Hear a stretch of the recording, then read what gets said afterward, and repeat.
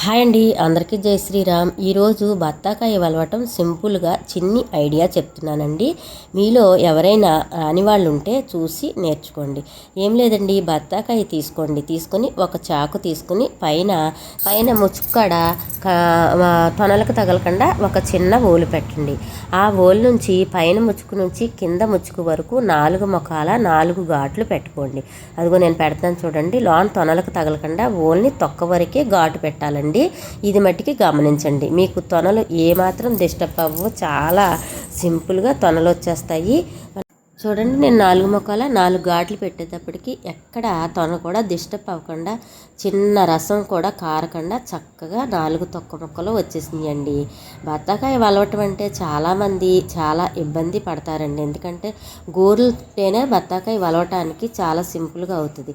అగో చూడండి, తొనలు కూడా చాలా నీట్గా వచ్చేసినాయి. కనీసం రసం కూడా అందులోంచి పడలేదు.